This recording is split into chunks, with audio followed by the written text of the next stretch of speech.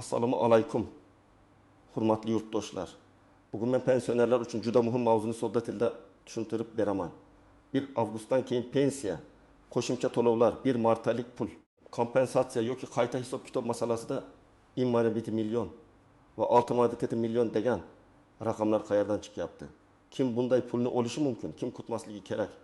Qayerga murojaat qilish kerak? Va eng muhimi, aldanib qolmaslik uchun nimalarga e'tibor berish zarur? Bu ma'lumot har bir oilaga tegishli. Chunki deyarli har bir xonadonda pensioner bor. Ota-onamiz, bobo-buvilarimiz nogironlik pensiyasi oluvchilar. Bo'g'uvchisini yo'qotgan oilalar yoki yoshga doir pensiya oluvchilar. Shuning uchun videoni oxirigacha ko'ring. Hozirning o'zida kanalga obuna bo'ling, like bosing, chunki men bu videoda mish-mish emas. Oddiy odam amalda tekshirishi mumkin bo'lgan tartibni tushuntiraman. Avval bir narsani aniq qilib olaylik. Pensionerlar orasida ko'p tarqaladigan savol bor. Avgustdan hamma pensionerga 21 million so'm beriladimi? 5 million so'm hammani kartasiga tushadimi? Buning uchun ariza yozish kerakmi? Pulni olish uchun banka borish kerakmi? Men ekspert sifatida shuni aytaman. Bunday raqamlarni eshitganda eng birinchi qilinadigan ish bu pulning turi nima ekanini aniqlashdir. Chunki pensiya tizimida bir nechta to'lov turi bor. Birinchisi har oy to'lanadigan asosiy pensiya. Ikkinchisi pensiyaga qo'shilgan ustama yoki qo'shimcha to'lov. Uchinchisi qayta hisob kitob natijasida oldingi oylar uchun yig'ilib qolgan farqi. To'rtinchisi alohida toifadagi fuqarolarga beriladigan bir martalik moddiy yordam yoki kompensatsiya. Beshinchisi bank, mahalla, ijtimoiy himoya yoki boshqa dasturlar orqali ajratiladigan yordam. Mana shu turlar bir-biridan farq qiladi. Oldin qanday edi? Oldin ko'p pensionerlar o'z pensiyasini faqat oyma-oy olardi. Agar ish staji noto'g'ri kiritilgan bo'lsa, ish haqi ma'lumotlari to'liq hisobga olinmagan bo'lsa yoki imtiyozli davrlar e'tibordan chetda qolgan bo'lsa, pensioner o'zi murojaat qilmaguncha pensiya qayta ko'rib chiqilmasligi mumkin edi. Natijada odam bir necha oy, ba'zan bir necha yil kamroq pensiya olib yurardi. Hozir nimalar o'zgaryapti? Eng katta o'zgarish shuki, ko'p xizmatlar elektronlashmoqda. Pensiya jamg'armasi, ijtimoiy himoya organlari, bank tizimi va davlat xizmatlari ma'lumotlarini ko'proq elektron bazalar orqali tekshirmoqda. Bu yaxshi tomoni bilan shuni anglatadi. Ayrim fuqarolarning hujjatlari to'g'rilansa, qo'shimcha staj tasdiqlansa, ish haqi bo'yicha eski ma'lumot topilsa yoki oldingi hisob kitobda xatolik aniqlansa, ularga farq hisoblanishi mumkin. Lekin bu hamma pensionerga avtomatik 6 million so'm tushadi degani emas. Men buni alohida urg'u bilan aytaman. Chunki aynan shu joyda ko'p odamlar chalg'iydi. 21 million ham, 6,5 million ham turli vaziyatlarda paydo bo'lishi mumkin bo'lgan taxminiy yoki alohida holatdagi summa bo'lishi mumkin. Kimdir bir oy uchun 20 million atrofida pensiya oladi. Kimdadir qayta hisob kitobdan keyin 20 million so'm farq chiqadi. Kimdadir bir necha oy yig'ilib 6 million so'mga yaqin qo'shimcha to'lov paydo bo'ladi. Ammo bularning har biri hujjat, asos va hisob kitobga bog'liq. Men birinchi navbatda kimlar bu masalaga e'tibor berish kerakligini tushuntiraman. Agar siz yoki oilangizdagi pensionerning pensiyasi yaqinda tayinlangan bo'lsa, albatta hisob kitobni tekshirib ko'ring.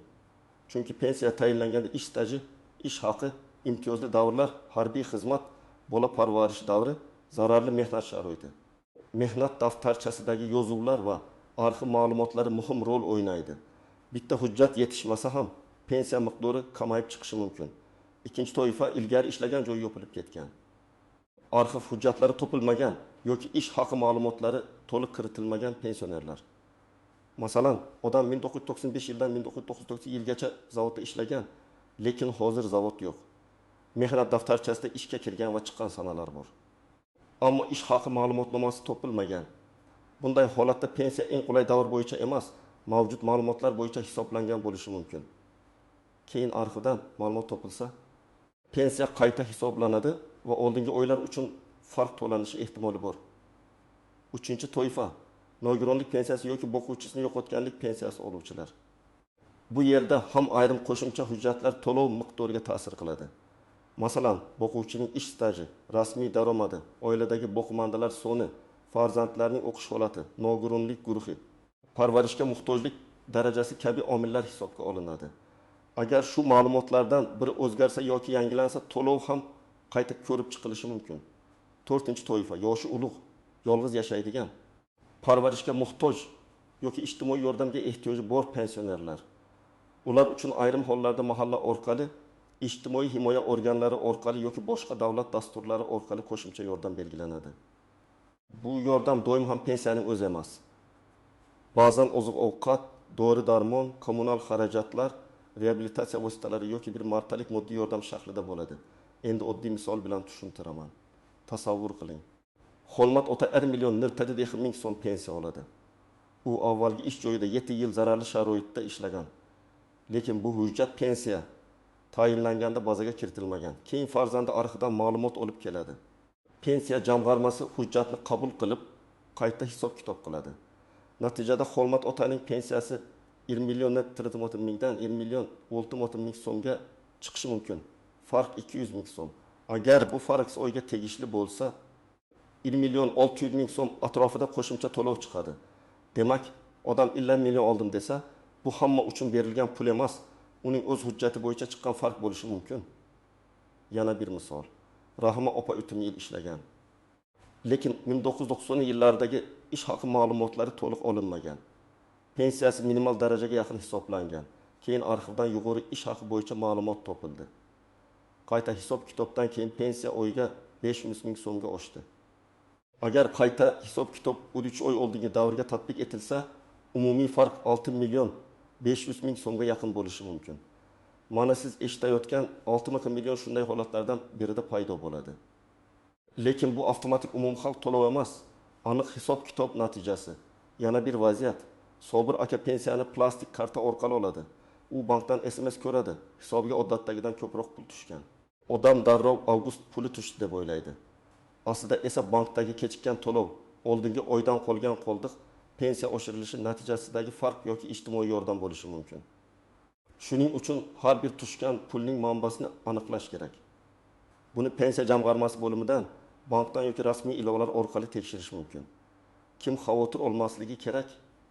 Agar sizning pensiyangiz o'z vaqtida tushayotgan bo'lsa, hujjatlaringiz to'liq bo'lsa, yaqinda qayta hisob-kitob bo'yicha ariza bermagan bo'lsangiz, pensiya tayinlangandan keyin yangi hujjat qo'shmagan bo'lsangiz, men ham 5 million olamanmi deb kutib o'tirmang. Avval asosangiz bor yo'qligini tekshiring. Asos bo'lmasa, bunday katta summa chiqmasligi tabiiy. Lekin men xavotir olmayman degani umuman tekshirmayman degani emas. Men har bir pensionerga kamida bir marta o'z pensiya hisob kitobini ko'rib chiqishni tavsiya qilaman. Chunki ayrim xatolar odam bilmagan holda yillar davomida davom etishi mumkin. Masalan, mehnat daftarchasidagi familiya bir harf bilan boshqacha yozilgan bo'lishi, ish joyi nomi boshqacha yozilgan bo'lishi, arxivda hujjat boshqa nom bilan saqlangan bo'lishi mumkin. Oddiy ko'ringan mana shunday holatlar pensiya miqdoriga ta'sir qiladi. Endi men eng muhim ogohlantirishlarni aytaman. Birinchi nozik jihat. Har qanday qo'shimcha pul uchun rasmiy asos kerak. Qo'shnim oldi. Men ham olaman degan g'ag'ab asos bo'lmaydi. Pensiya tizimida har bir odamning holati alohida hisoblanadi. Ikki odam bir xil yoshda bo'lishi mumkin, lekin biri 25 yil rasmiy ishlagan, ikkinchisi 2 yil rasmiy ishlagan. Biri yuqori ish haqi olgan, ikkinchisining ish haqi past bo'lgan. Biri imtiyozli davrga ega, ikkinchisida bunday davr yo'q. Shuning uchun pensiya va qo'shimcha to'lov ham bir xil bo'lmaydi. Ikkinchi nozik jihat. Pensiya oshishi bilan qayta hisob-kitob farqi bir xil narsa emas. Masalan, davlat tomonidan pensiyalar oshirilsa, bu ko'pchilikka tegishli umumiy o'zgarish bo'lishi mumkin. Lekin qayta hisob-kitob faqat hujjati o'zgargan yoki xatosi tuzatilgan fuqaroga tegishli bo'ladi. Demak, avgust oyida kimdir oshirilgan pensiya olishi mumkin. Kimdir esa hujjat bo'yicha qo'shimcha farq olishi mumkin. Bularni aralashtirmaslik kerak. Uchinchi nozik jihat, bir martalik yordam pensiya emas. Ayrim pensionerlar menga mahalladan yordam berildi, endi pensiyam oshdimi deb o'ylaydi. Yo'q, bir martalik yordam doimiy pensiya miqdorini o'zgartirmaydi. U bir marta beriladi va keyingi oy takrorlanmasligi mumkin. Agar odam shuni hisobga olib qarz olsa yoki xarajatni rejalashtirsa, keyingi oy qiynalib qolishi mumkin. To'rtinchi nozik jihat. Firibgarlar aynan shunday mavzulardan foydalanadi. Ular telefon qilib, sizga 6,5 million so'm chiqdi. Kartangiz raqamini, SMS kodini ayting deyishi mumkin. Men qat'iy aytaman, hech qachon SMS kod bermang. Hech qachon karta parolini aytmang. Hech qachon notanish havolaga kirmang. Davlat idoralari sizdan telefon orqali karta paroli yoki SMS kod so'ramaydi. pul olish uchun oldindan xizmat haqi to'lang degan gap ham juda shubhali. 5-nozik jihat, hujjatni topshirish bilan pul darhol tushmaydi. Ariza ko'rib chiqilishi, arxiv javobi kelishi, hisob-kitob qilinishi, qaror chiqarilishi kerak. Ba'zan bu bir necha kun, ba'zan bir necha hafta davom etadi. Agar hujjat boshqa viloyat arxivida bo'lsa, muddat cho'zilishi mumkin. Shuning uchun odam ariza bergandan keyin uning ro'yxatga olingan raqamini saqlab qo'yishi kerak.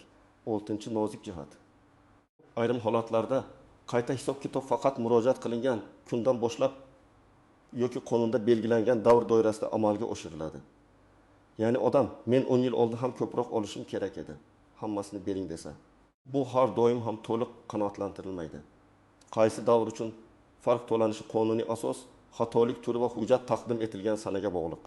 Shu sababli kechiktirmasdan murojaat qilish juda muhim. 7-nozik jihat. Ishlayotgan pensionerlar ham o'z holatini tekshirish kerak. Chunki ayrimlar pensiyaga chiqqandan keyin ham ishlashda davom etadi. Rasmiy ish, sug'urta badallari, keyingi staj va boshqa ma'lumotlar pensiyaga ta'sir qiladigan holatlar bo'lishi mumkin. Lekin bu ham avtomatik va hamma uchun bir xil degani emas. Ishlayotgan pensioner o'zining shaxsiy holatini pensiya jamg'armasi orqali tekshirtirishi kerak. Endi eng kerakli qismga o'tamiz. Siz nima qilishingiz kerak? Men buni oddiy tartibda tushuntiraman. Birinchi qadam. Pensionerning hozirgi pensiya miqdorini yozib oling. Masalan, kartaga har oy qancha tushyapti, naqd olinsa qancha berilyapti, qaysi sanada tushyapti. Oxirgi 3 yoki 6 oy uchun bank ko'chirmasini olib ko'ring. Bu sizga odatdagi to'lov bilan qo'shimcha tushum farqini ajratishga yordam beradi. Ikkinchi qadam, pensiya tayinlangan hujjatlarni yig'ing. Bunga pasport yoki ID karta, pensiya guvohnomasi, mehnat daftarchasi, ish haqi ma'lumotnomalari, arxiv ma'lumotlari, harbiy xizmatga oid hujjatlar, nogironlik haqida ma'lumotnoma, farzandlar yoki boqib-muandalar bo'yicha hujjatlar kirishi mumkin. Hamma hujjatning asl nusxasi va nusxasini alohida papkaga solib qo'ying. 3-qadam. Mehnat daftarchasini diqqat bilan tekshiring.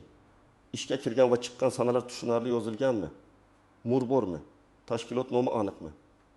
Familiya, ism otasining ismi pasportdagi bilan mos keladimi? Sana ustidan tuzatish kiritilgan bo'lsa, u tasdiqlanganmi? Mana shu mayda ko'ringan narsalar ariza ko'rib chiqilishida katta ahamiyatga ega. 4-qadam. Agar ish haqi ma'lumotlari yetishmasa, arxivga murojaat qiling. Buning uchun avval o'sha tashkilot hozir mavjudmi yoki yo'qmi? Qaysi idora uning hujjatlarini saqlayotganini aniqlash kerak. Ba'zan sobiq korxona hujjatlari tuman arxivida, ba'zan viloyat arxivida, ba'zan boshqa bo'ris tashkilotda bo'ladi. Arxivga murojaatda ishlagan yillaringiz, lavozimingiz, tashkilot nomi va imkon qadar aniq sanalarni yozing. 5-qadam. Pensiya jamg'armasining hududiy bo'limiga murojaat qiling. Murojaatda pensiyamni qayta hisoblab berishingizni so'rayman deb umumiy yozishning o'zi kamlik qilishi mumkin. Aniq sababni yozing. Masalan, 1919-1905 yillardagi ish stajim va ish haqi ma'lumotlarim qo'shimcha tasdiqlandi. Shu hujjatlar asosida pensiya miqdorini qayta hisoblashni so'rayman. Shunda arizangiz mazmuni aniq bo'ladi. 6-qadam. Ariza topshirganda ro'yxatga olinganini tasdiqlovchi raqam yoki qabul qilingan sana yozilgan nusxani oling. Bu juda muhim. Chunki keyin men topshirgan edim deyishning o'zi yetmaydi. Sizda hujjat qachon topshirilganini ko'rsatadigan dalil bo'lishi kerak. 7-qadam. Javobni kuting, lekin nazoratsiz qoldirmang. Belgilangan muddat o'tgach holatni so'rang. Agar hujjat yetishmayotgani aytilsa, aynan qaysi hujjat kerakligini yozma yoki aniq shaklda bilib oling. Yana hujjat olib keling degan umumiy gap odamni charchatadi. Siz esa qaysi yil, qaysi tashkilot, qaysi ma'lumotnoma deb aniqlik kiriting. 8-qadam. Agar rad javob berilsa, sababini tushunib oling. Har bir rad javobida asos bo'lishi kerak. Masalan, hujjat tasdiqlanmagan, arxiv ma'lumoti yetarli emas, davr stajga kiritilmaydi, qonun bo'yicha qayta hisoblashga asos yo'q. Agar javobni tushunmasangiz, mutaxassisdan yoki yuqori turuvchi idoradan izoh so'rashingiz mumkin. 9-qadam. Tushgan pulni tekshiring. Agar odatdagidan ko'proq pul tushsa, bankdan yoki pensiya jamg'armasidan bu to'lov nimaga berilganini aniqlang. Qayta hisob-kitob farqi, bir martalik yordam, pensiya o'sishi, oldingi davr qarzdorligi degan tushunchalar har xil. Pul manbasini bilsangiz, keyingi oy nima kutishni ham to'g'ri tushunasiz. 10-qadam. Firibgarlardan ehtiyot bo'ling.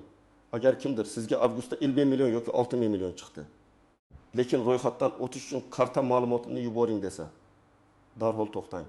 Rasmiy idoraga o'zingiz boring yoki rasmiy telefon orqali tekshiring. Oiladagi keksaricha ham shuni tushuntiring. Chunki firibgarlar aynan ishonuvchan va ma'lumotdan bexabar pensionerlarni nishonga oladi. Endi hayotiy vaziyatlarni yana chuqurroq ko'rib chiqamiz. Masalan, bir pensioner 1 million 200 ming so'm oladi. U menga bir 5 million berilar ekan deb eshitdi. Aslida u eshitgan gap boshqa odamning pensiya farqi haqida bo'lishi mumkin. Agar opaning hujjatlarida yangi asos bo'lmasa, unga faqat amaldagi pensiyasi va qonuniy oshirishlar tegishli bo'ladi. Lekin agar opaning 5 yil rasmiy ish staji hisobga olinmagan bo'lsa, u holda tekshiruvdan keyin pensiyasi oshishi yoki farq puli chiqishi mumkin. Yana bir misol, pensioner 6 million so'm haqida eshitib bankka boradi. Bank xodimi esa bunday pul tushmaganini aytadi. Aka xafa bo'ladi. Bu yerda muammo shundaki, bank pulni faqat tushgandan keyin ko'radi. Pulning hisoblanishi hujjat asoslari va qaror pensiya jamg'armasi tomonidan bo'ladi. Shuning uchun avval menga bunday to'lov hisoblanganmi degan savolni pensiya bo'limiga berish kerak. Bank esa pul tushdimi yoki yo'qmi degan savolga javob beradi. Nogironlik pensiyasi oluvchilarda yana boshqa masala bor. Agar nogironlik guruhi o'zgarsa, parvarish ehtiyoji tasdiqlansa yoki tibbiy ijtimoiy ekspertiza ma'lumotlari yangilansa, to'lov miqdori ham o'zgarishi mumkin. Lekin bunda ham hujjat sanasi muhim. Masalan, yangi ma'lumot avgustda tasdiqlangan bo'lsa, to'lov aynan qaysi oydan hisoblanishi belgilangan tartibga bog'liq bo'ladi. Boquvchisini yo'qotgan oilalarda esa farzandning o'qishi, yoshi, oiladagi boqimandalar soni muhim. Farzand kunduzgi ta'limda o'qiyotgan bo'lsa, hujjat taqdim etilishi kerak bo'lishi mumkin. Agar o'qish haqidagi ma'lumot vaqtida yangilanmasa, to'lov to'xtashi yoki kamayishi ehtimoli bor. Keyin hujjat olib borilsa, qayta tiklash masalasi ko'riladi. Shuning uchun bunday oilalar avgust-sentabr oylarida ayniqsa hushyor bo'lish kerak. Chunki o'quv yili bilan bog'liq ma'lumotlar yangilanadi. Demak, hurmatli yurtdoshlar, 10 avgustdan pensionerlarga 1 million yoki 61 million so'm berilishi haqidagi gaplarni eshitganda, eng avvalo bitta savolni bering. Bu pul aynan qaysi asosda beriladi? Agar bu pensiya oshishi bo'lsa, rasmiy qaror va yangi miqdor bo'ladi. Agar bu qayta hisob-kitob bo'lsa, sizning hujjatingiz, stajingiz yoki ish haqingiz bo'yicha aniq asos bo'ladi. Agar bu moddiy yordam bo'lsa, u pensiya emas, alohida ijtimoiy yordam bo'lishi mumkin. Men sizga tavsiya qilaman. Hujjatlaringizni tekshiring, mehnat daftarchasini ko'rib chiqing, arxiv ma'lumotlarini aniqlang. Pensiya jamg'armasiga asosli ariza bilan murojaat qiling va har qanday qo'shimcha tushumning manbasini rasmiy tarzda so'rang. Eng muhimi, SMS kod, karta parol va shaxsiy ma'lumotlarni hech kimga bermang. Agar bu mavzu sizga foydali bo'lgan bo'lsa, hoziroq like bosing, kanalga obuna bo'ling. Izohlarda yozing. Sizning pensiyangiz avgust oyida o'zgardimi? Qo'shimcha pul tushdimi yoki hali tekshirayotganmisiz? Men keyingi videolarda aynan siz yozgan savollar asosida pensiya, nafaqa, moddiy yordam va hujjatlarni qayta hisoblash masalalarini yanada batafsil tushuntirib beraman.